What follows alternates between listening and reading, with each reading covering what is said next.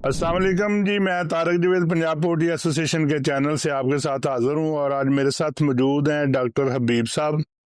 साहिवाल से जाना पहचाना नाम है, पोल्ट्री में बहुत ज़्यादा तजर्बा रखते हैं, बहुत ज़्यादा फार्मिंग कर रहे हैं, पोल्ट्री के तमाम असरार और अमूर से बखूबी वाकिफ़ हैं।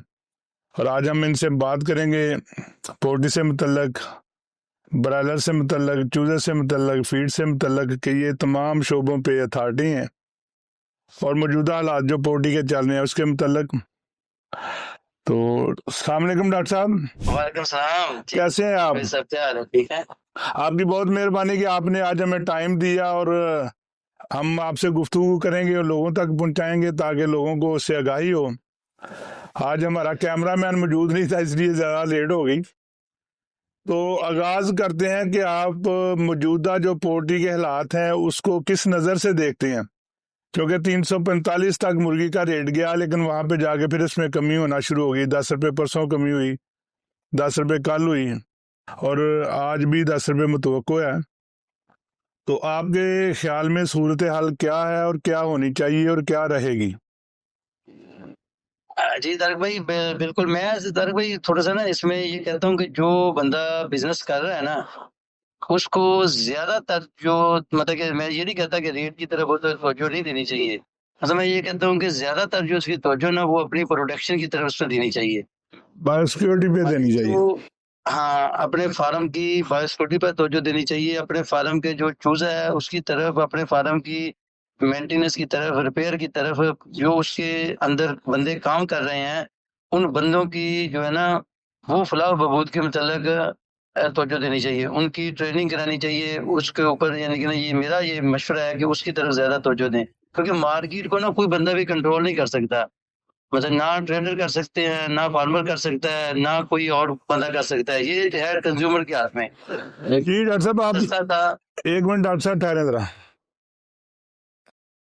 जी आप शुरू करें फिर यहीं से। हाँ जी, क्योंकि जब गोश्त का रेट सस्ता रहा है तो वो सेल बहुत ज्यादा रही है। अब थोड़ा सा रेट बेहतर हुआ तो सेल थोड़ी सी डाउन हो गई है, क्योंकि ये अगर हम देखें ना तो ये जो चूजा अब आ रहा है मार्केट में तो वो ज्यादा चूजा यही था।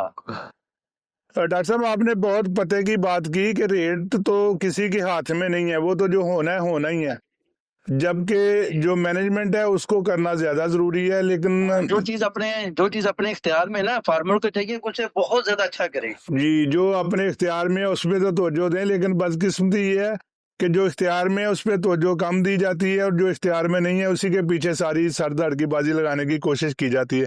ये आपने बहुत अच्छी बात की है। फार्मर्स को ये बात पल्ले में बांध लेनी चाहिए कि उनकी जो मैनेजमेंट है उसको दुरुस्त करें, बायोसिक्योरिटी दुरुस्त करें, फीड पे तवज्जो दें, उसकी ग्रोथ पे तवज्जो दें। रेट तो अल्लाह ताला की मर्जी है, जो भी लगना लग ही जाना है। उधर कोई डॉक्टर है, उधर कोई मतलब कि हर बंदा जो है उसके ऊपर पूरी इनकी निगाह होनी चाहिए कि उसको अंदर उसको क्या नीड है, उसकी क्या परेशानी है, उसको कैसे दूर करना है, मतलब उसको कैसे नई बात सिखानी है उसको। जो आगे वाला मौसम आ रहा है उसमें मिनिमम वेंटिलेशन है, बहुत सख्त मौसम आ रहा है, सर्दियाँ पड़नी है, धुंधें पड़नी है, स्मोक पड़नी है, पराठे गीले होने हैं, तो उसको कैसे मैनेज करना है। यानी कि ये उसको उसके टिप्स पर होना चाहिए कि यार इस मौसम में मैंने ये ट्रेनिंग करनी है, इस वाले मौसम में मैंने ये ट्रेनिंग करनी है, ये बंदा जो है मेरा इस चीज़ में कमज़ोर है, ये बंदा जो है मेरा बायोसिक्योरिटी में कमज़ोर है, ये बंदा जो है मेरा मतलब कि मिनिमम वेंटिलेशन में कमज़ोर है। तो ये बातें हम उन्हें सिखाएँगे तो फिर ही आएँगी ना। जी, आपकी बात बिल्कुल ठीक है कि आज से ही, मैं कल से नहीं कहूँगा, मैं कहूँगा कि आज से ही फार्मर्स को जो आने वाले 15-20 दिन है या ये अगला महीना है, सर्दी का मतवक्को है, उसके मुताबिक अपने मुलाजमीन को, वर्कर्स को, सुपरवाइजर्स को ट्रेन भी करना चाहिए और उनको ये सख्ती से इस पे अमल दरामद करवाना चाहिए कि उसमें क्या क्या हमने करना है, पहले से ही ट्रेनिंग कर लें। वो ना हो एकदम बारिश हो, क्योंकि हमारे पास एक बंदा 3 दिन का टाइम दे गया था, हाँ जी। तो बारिश हो और एकदम सर्दी आ जाए तो फिर वो मुनासिब हालात ना बन सके। तो फौरी तौर पे सब फार्मर्स भाइयों को चाहिए कि अपने वर्कर्स को आगाह करें कि मौसम तब्दील हो रहा है, उसके मुताबिक तैयारी करें। तो बाकी ये है कि इसमें सबसे ज़रूरी चीज़ जो मैं ये कहना चाहता हूँ ना, जो ये जो मौसम आ रहा है ना, इसमें जो ठंडी हवा होती है ना, बाहर ठंडी हवा जो होती है ना, उसमें ना नमी कम होती है। सही। एक चीज़ बताने लगा हूँ, जो बाहर ठंडी हवा होती है उसमें नमी कम होती है, जो हम सखत सर्दियों में बाहर से ठंडी हवा अंदर लेके आते हैं ना, उसमें नमी कम होती है, तो वो एज ए स्पंज काम करती है, यानी हवा अंदर आती है, ठीक है, और वो एज ए स्पंज पानी चूसती है और अंदर वाली नमी भी चूस लेती है। आपके कहने का मतलब जो वो अंदर की नमी भी चूस लेती है। तो सही। ये ठंडी हवा हम बाहर से लेके आते हैं। शिवाज का सुपरवाइजर ये कहते हैं कि यार इतनी ठंड पड़ रही है तो हम ठंडी हवा क्यों बाहर से लेके आए? तो बाहर से ठंडी हवा हम इसलिए लेके आते हैं कि बाहर की जो ठंडी हवा होती है उसमें नमी कम होती है। कम होते हैं।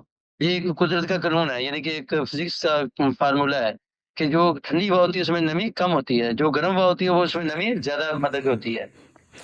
हमारे जैसे बहुत सारे लोगों को तो ये बात आज पता चली होगी कि ठंडी हवा में नमी कम होती है और दूसरी हवा में नमी ज्यादा तो होती है। इसीलिए हम तारक भाई उसको ना शेड के अंदर लेके आते हैं, और वो फिर वो ये शेड के अंदर जब आती है तो वो ये नमी चूसती है, ठीक है, और फिर कितने देखिए स्पंज आते जाते हैं। अगर अगर हमारे वेंट अगर 60 वेंट है हमारे दोनों तरफ, तो 30 वेंट एक तरफ है 30 दूसरी तरफ है, तो कितने स्पंज शेड में आते हैं एक एक सेकंड के बाद, और फिर वो नमी चूसते हैं और बाहर लेके जाते हैं, नमी चूसते हैं बाहर लेके जाते हैं, ठीक है ना। और दूसरी हमारी कोशिश ये होनी चाहिए कि शेड के अंदर जो हवा है ना वो गोली की तरह आए, यानी कि बहुत स्पीड से आए।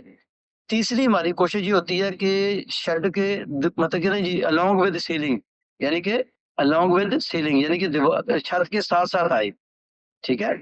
और चौथी हमारी कोशिश ये होती है कि अलोंग द सीलिंग आते हुए दरमियान तक आए, यानी अगर हमारा शेड जो है वो 50 फुट का है तो 25 फुट दरमियान में आए। अगर हमारा शेड जो है वो 66 का है, मतलब 66 फुट चौड़ा है, तो 33 फुट वो आवाज जो है वो फासला तय करे। तो डॉक्टर साहब एक बात तो तय होगी कि आने वाले दिनों को ध्यान में रखते हुए हमें अपने वर्कर्स को अपने सुपरवाइजर को आगाह करना चाहिए कि वो ये तमाम एहतियाती तदाबीर इख्तियार करें ताकि बर्ड में डिजीज प्रेशर ना आए।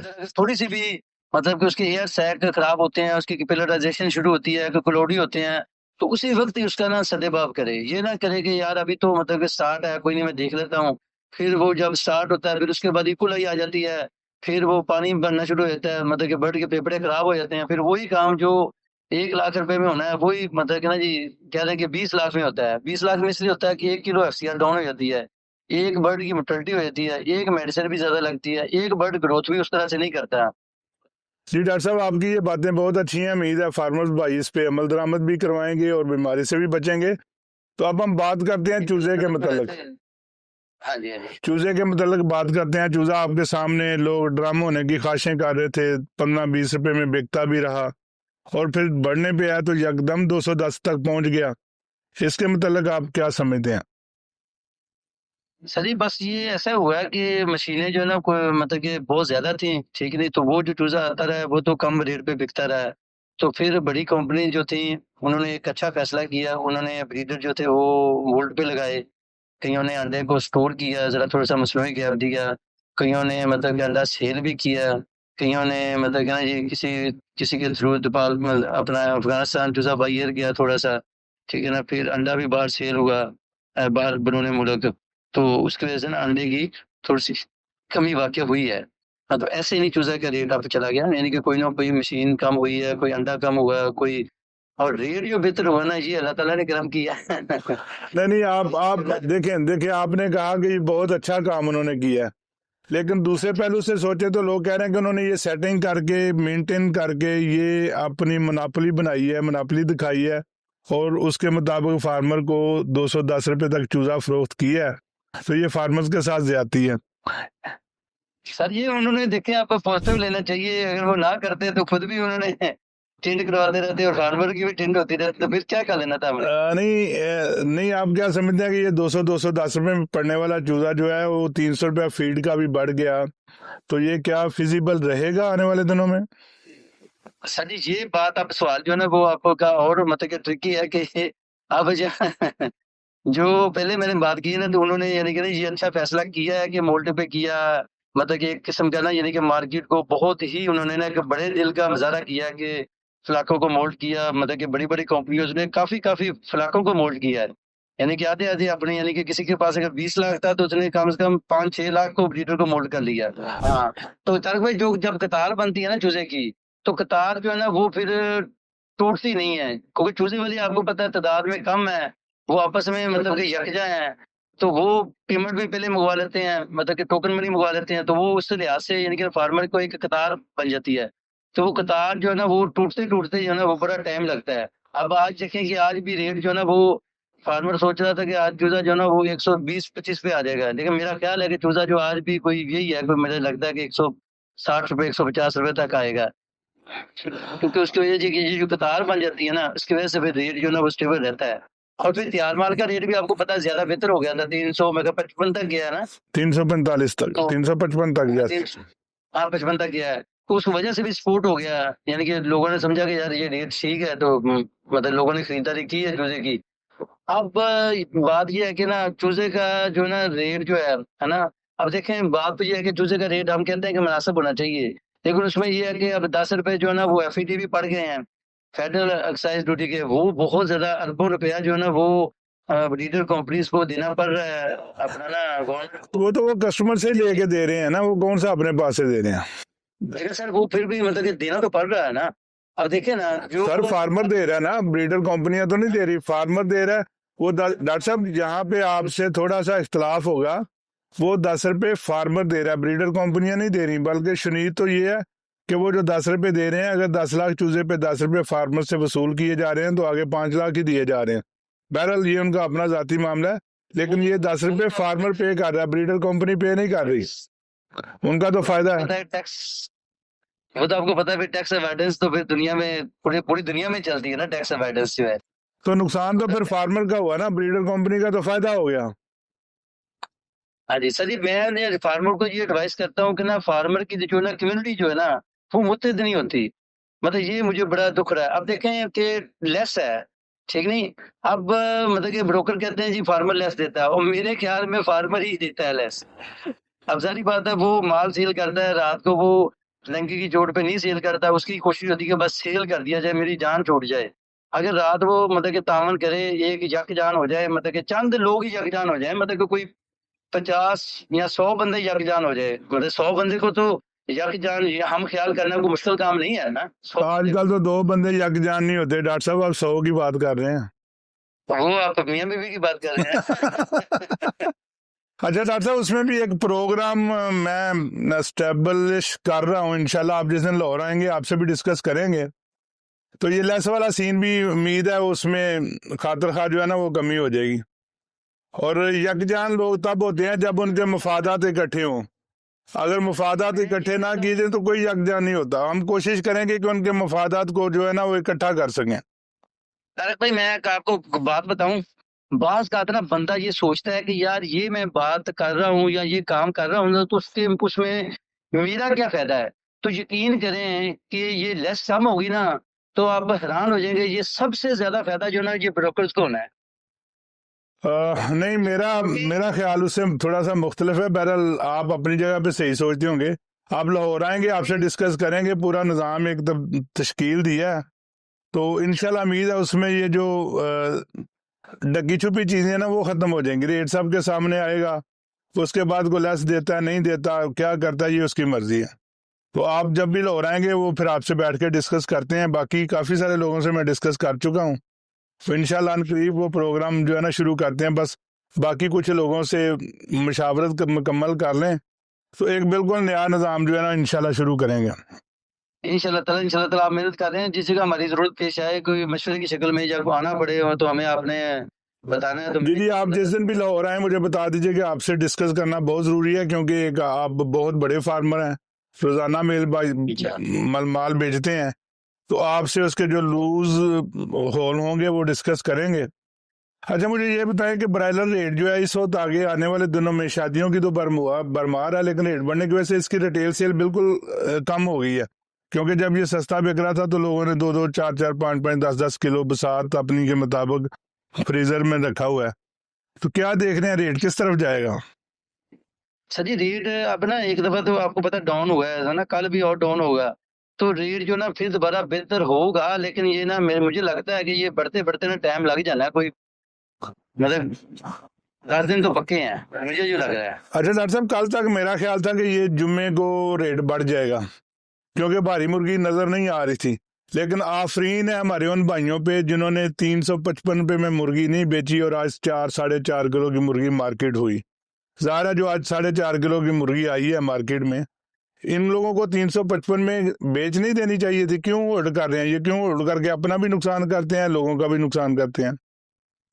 सर जी, पाकिस्तान में कभी ये सिस्टम शुरू हो जाए ना कि मुर्गी जो है ना वो तकरीबन कोई 24, 25, 2600, 2700 तक की सेल होनी शुरू हो जाए ना, तो यकीन करें ये भी बहुत ज्यादा एक बेहतर काम होगा। डॉक्टर साहब, उस सिलसिले में भी आपने शायद हमारे प्रोग्राम में सुना भी हो, हमने प्रोग्राम ऑर्गेनाइज करने की कोशिश की है। जो शादी हाल मालकान है उनकी एसोसिएशन से, जो रेस्टोरेंट मालकान है उनकी एसोसिएशन से, जो मार्कीज हैं और टेंट सर्विस कैटरिंग एसोसिएशन है उनकी एसोसिएशन से, इंशाल्लाह आपको भी उसमें दावत देंगे। उनमें यही वजाहत करने की कोशिश करेंगे कि कस्टमर के लिए भी जायकेदार खाना बनने के लिए, होटल मालकान के लिए भी जो 5 किलो वाली मुर्गी का बोनलेस है या 4 किलो वाली मुर्गी का बोनलेस है वो मुनासिब नहीं है।